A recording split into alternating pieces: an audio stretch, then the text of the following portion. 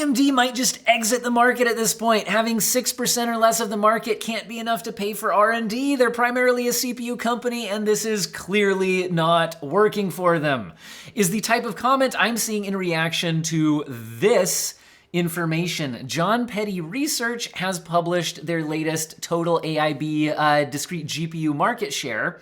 And Q2 of 2025, a lot of people had predicted or at least hoped that AMD market share would accelerate on the strong reviews, and there was some signs that at least at certain retailers, good sales of the 9070, 9070 XT, 9060 XT, 16 gigabyte, these types of cards. However, their market share is continuing to drop from 12% in Q2 2024 to 8% Q1 25, and now down to 6% in Q2 of 25.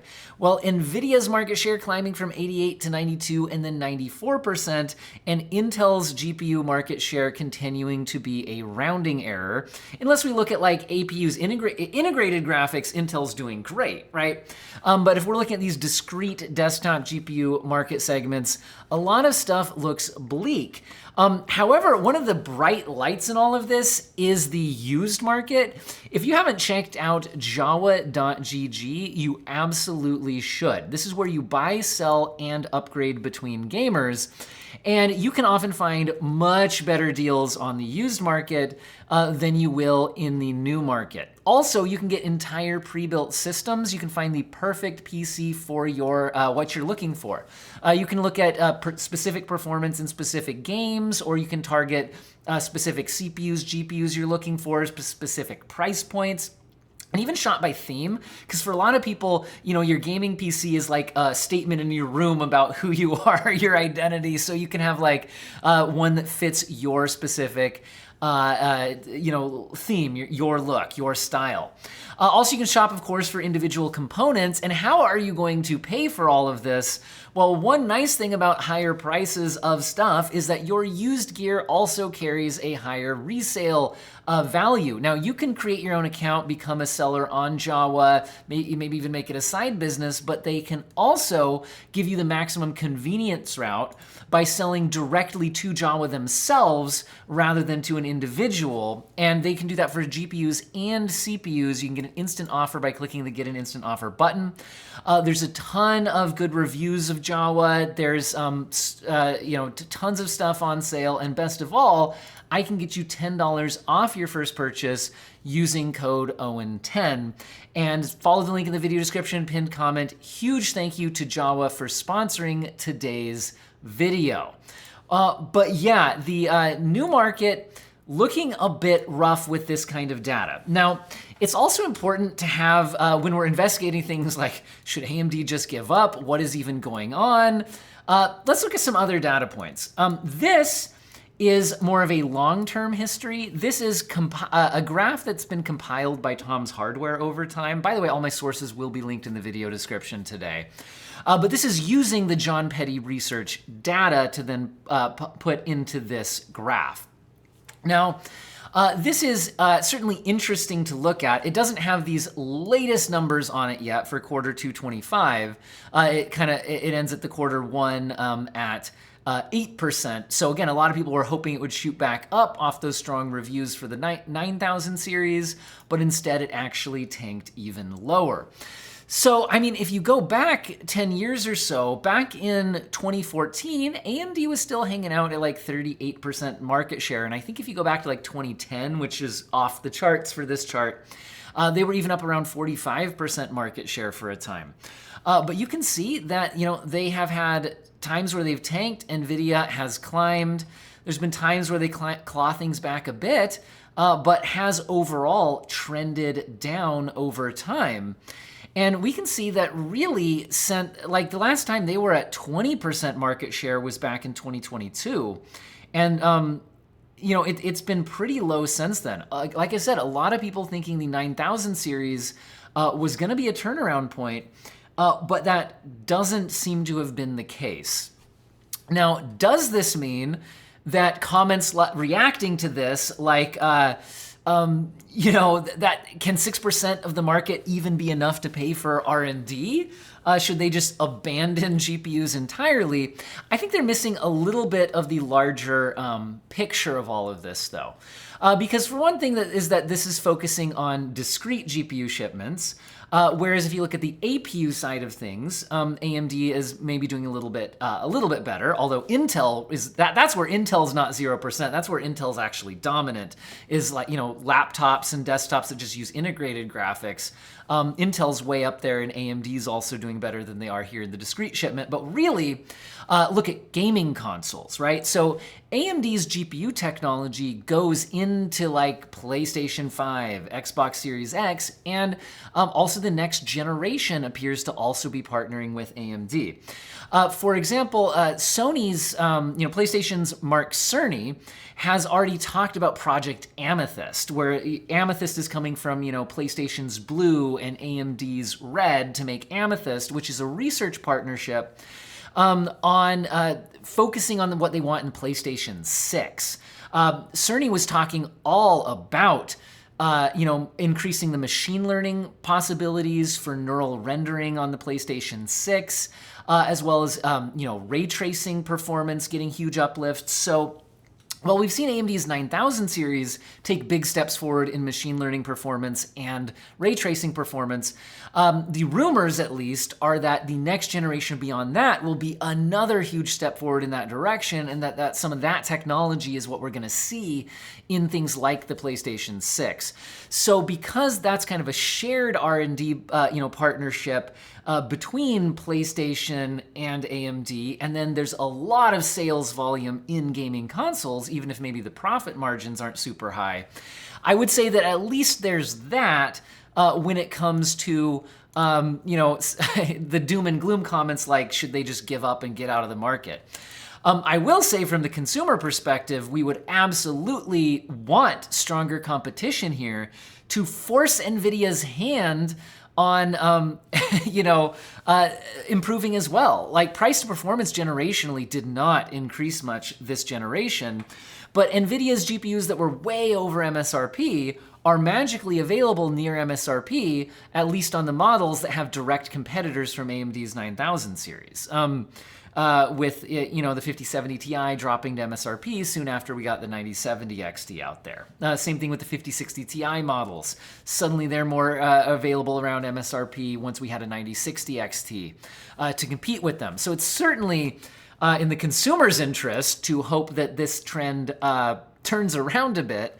But what could get them there? I mean, personally, I think AMD's GPUs are too expensive.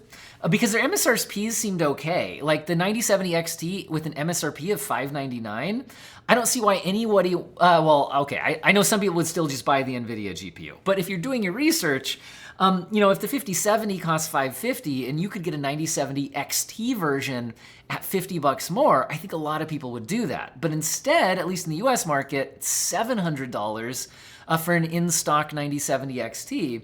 And the MSRP seemed to have mostly been like a promotional launch price rather than a meaningful MSRP. And even the 9070 non-XT is also above its MSRP, sitting at the MSRP of the XT version, right?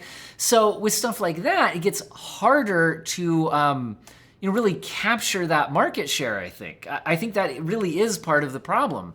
As some evidence for that, again, I really think that if the 9070 XT was actually at its MSRP of $599, more people would be buying that instead of a 5070. But if we look at the Steam hardware survey, which I understand is not perfect, you know what the largest growth, what the most popular, let's put it this way, the most popular 50 series GPU is the 5070. It shows up before anything else. It had some decent market share growth for the year. And that is the most popular 50 series GPU, whereas no 9000 series product has captured enough market share to make it on this list. Now, by the way, when I'm using the word market share on the Steam hardware survey, it's important to understand that that means something different than the market share when we're talking about John Petty Research. John Petty Research is talking about a specific quarter of the year and what was shipped and sold in that quarter. Whereas the Steam hardware survey is not talking about what sold that period of time. It's more just people who have Steam, what is in their system. They might not have bought it recently. It could have been there for a while. Now, a lot of people criticize the Steam hardware survey. Some criticism is somewhat valid, but people who say that, oh, it only surveys NVIDIA systems, that's nonsense. Now, it might not have surveyed you, but that doesn't matter. That's not how representative sampling works. Instead of scanning everyone with the hardware, you can scan a small percentage of them, and in a random sample, the random sample becomes roughly the same proportions of people with each GPU as the overall population. That's how statistic sampling works. Now, it's not always perfect, but it gets pretty close. Some people were saying that with the 9000 series, it must be making this list and it must just be getting represented incorrectly. But that's why I think this John Petty research seems to corroborate what we're seeing on Steam, which is that the 9000 series doesn't seem to be capturing massive sales volume compared to what NVIDIA's getting. So these are two different, sources of information that seem to be going together. And again, the most popular 50 series GPU on this list is the RTX 5070, which I think if the 9070 XT was actually, at a similar price as this rather than the 5070 Ti, maybe we wouldn't be seeing this.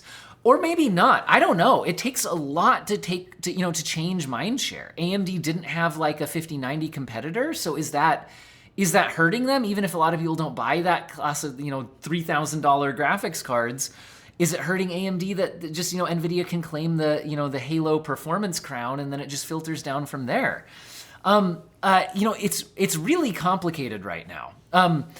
But it is certainly not good news for, I think, just GPU buyers in general, because if a lackluster generation like the 50 series is enough to catapult NVIDIA to 94% market share for discrete GPU shipments, that is kind of scary. And I really think AMD's 9000 series is their best series they've launched in quite a while. My main complaint has been the 9070 card's actual price point versus MSRP. So maybe if AMD gets the pricing under control, things will get better. But Super Series incoming from NVIDIA soon, according to rumors. So we'll have to see what comes from that. Not sure how much that plays into this, but AMD is also the most under-owned chip stock despite sales growth outlook. Now that's interesting. By under-owned, they mean like if you look at fund managers, only 20% of fund managers are buying AMD, whereas back in August it was at 23% and in May 39%. Which is interesting. So, what is going on here?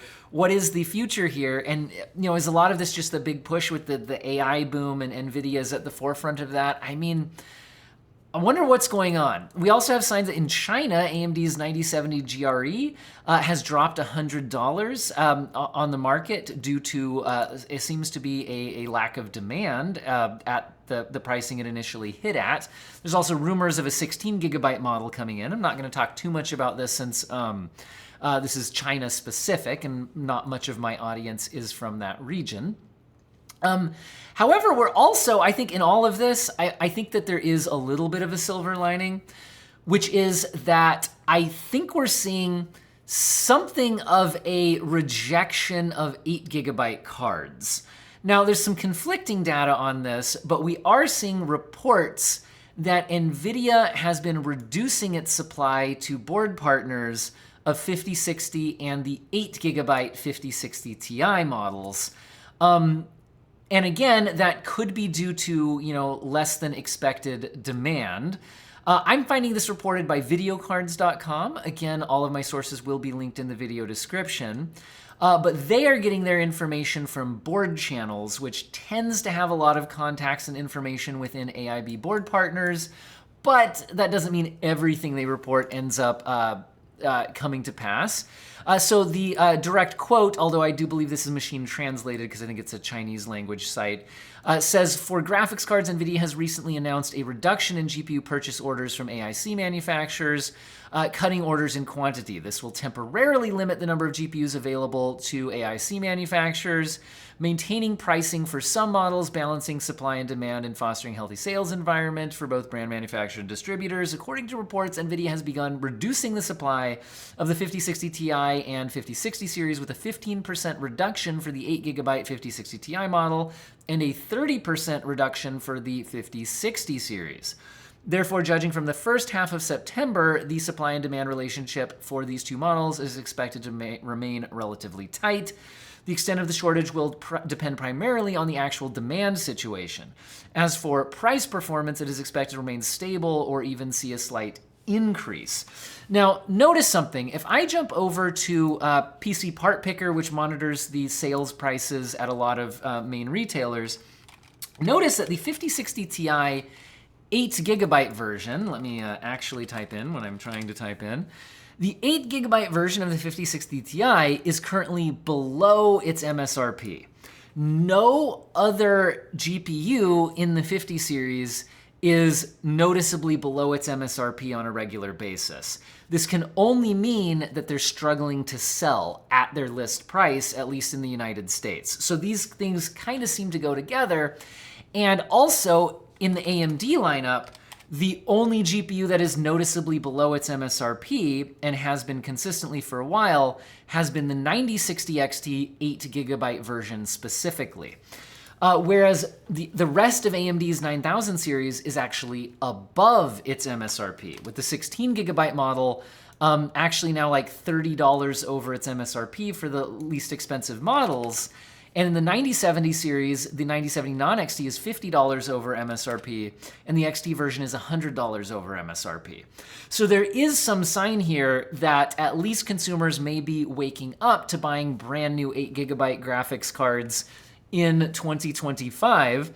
However, the Steam hardware survey, is actually still showing a lot of growth on the 4060 and the 5060, so people are definitely still buying them.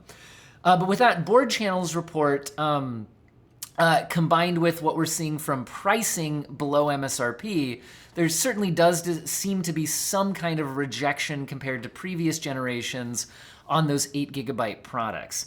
Now, what can AMD do to turn things around? Again, hopeful that RDNA 5, or maybe it'll be UDNA 5, there's conflicting rumors on what they're calling it, will hopefully be, an absolute banger. There's some leaks that they will have actual like Halo product, like 6090 competitor type products. Now, it's still pretty early to see what's going on there.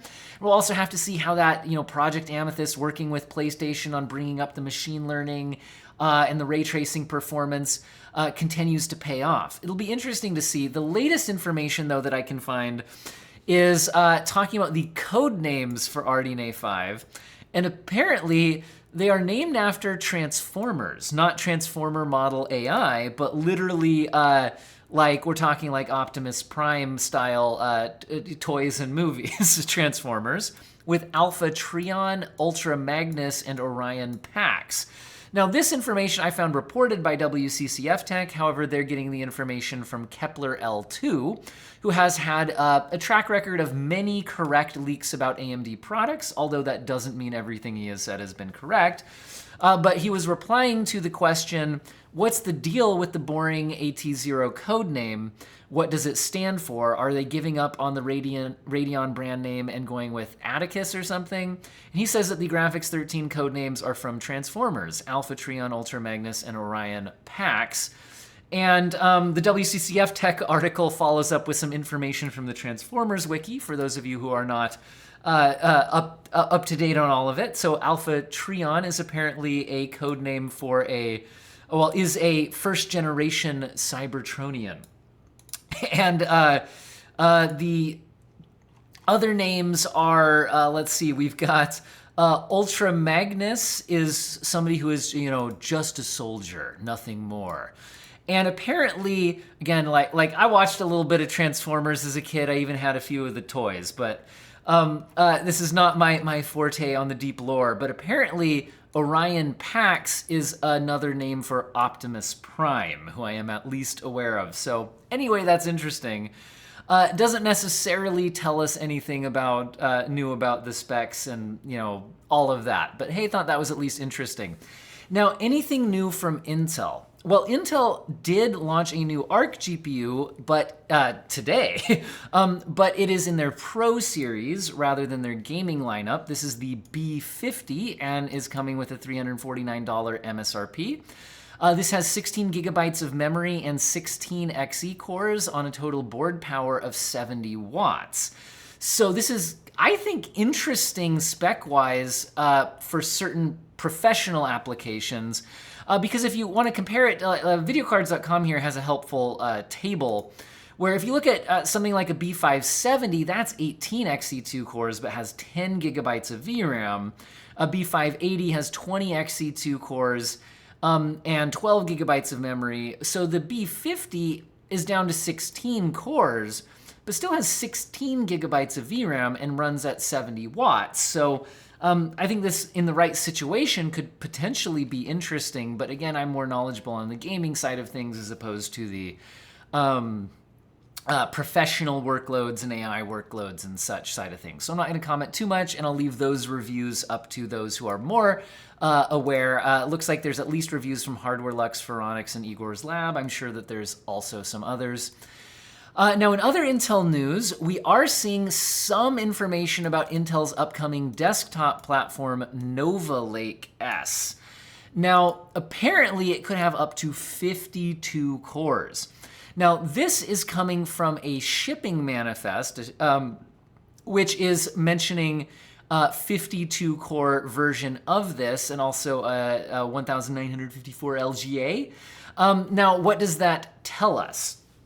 Now, what's going on here is that the performance cores are likely going to be 16 performance cores, and then 32 E cores, and then 4 LP cores. Now, for gaming purposes, it's the P cores that are most interesting. So, so we're getting a lot of cores here, but again, from a gaming perspective, I'm like, these E cores aren't particularly useful to me, so that's where I'm at. We're not sure yet whether or not Nova Lake is going to be the Core Ultra 400 series or 300 series, because there's also expected to be an Arrow Lake refresh in the desktop space, which might be the Core Ultra 300 series, so we'll have to see what comes of it. And again, the latest estimates for release date would be something like the end of this year-ish. We'll have to see, what happens for sure. I don't think anything's really locked in at this point as far as I can tell from the rumor situation. Now, I am hopeful that we start to get Intel competitive again in the gaming CPU space, because I don't think it's good for anybody to have less competition. So similar to how I'm having frustrations with, I want AMD more competitive with Nvidia because I think competition's healthy. I want Intel ARC GPUs in there more competitive. Same thing with the gaming desktop CPU space. I'd like to see Intel fire back with something exciting. We'll have to see if this is it. In the laptop space, we are seeing Acer showing off their Swift 16 AI laptop, which is apparently the first laptop with Intel's Panther Lake. However, I'm not going to mention too much about this. All my links will be in the video description because I don't really focus in on the laptop space. Now, in the desktop CPU space, speaking of AMD, we are seeing a retailer listing a Ryzen 7 9700F and a Ryzen 5 9500F. Now, the F indicates that there's no integrated graphics. AMD's 9000 series CPUs have very weak integrated graphics, but they're enough to run some display output if you don't need a discrete graphics card. The F versions would miss that bit, but theoretically have a more attractive price point. That being said, the list prices on these look higher than market prices that have been readily available on the non-F versions of the CPUs. So hopefully this is just placeholder pricing at this point. because again, the only reason that these F versions are interesting at all is if it saves you money and you were already planning on buying a discrete GPU to go with it. So we'll have to keep an eye on that situation. Now, keeping an eye on another CPU topic, we have more reports of 9800X3Ds dying on ASRock motherboards. I've been trying to follow this situation because I would love to be able to say that ASRock motherboard problem solved, no need to worry, go ahead and get it. Because from actual testing performance and pricing I've seen on the market, some of the ASRock B850s look pretty attractive. But if they're still killing CPUs, that's a bit of an issue. Now, this report seems to be mentioning that their first one died on the older BIOS, which is 315. The second one died on 325, which had some updates that were supposed to help this. But the newest BIOS update is 3.40. And to my knowledge, I haven't been able to find a report of a 9800X3D dying on the 3.40 BIOS. So I don't know. I'm going to try to follow the situation, continue to report on it in my GPU news videos, and we'll have to see what comes of it. Now, another thing I'm keeping my eye on is this GPD Win 5 handheld that has the Ryzen Max Plus 395 inside of it, because that is that absolutely crazy APU from AMD with like 40 compute units.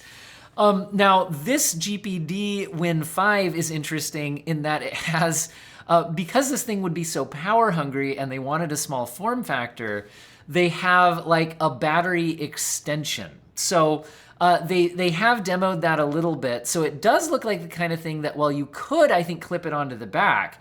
Because it can have an extension, this could be the kind of thing where maybe the battery's in your backpack or your pocket while you play, so maybe it takes some of that weight off of things, but still gets you that expanded battery life situation until you can plug in.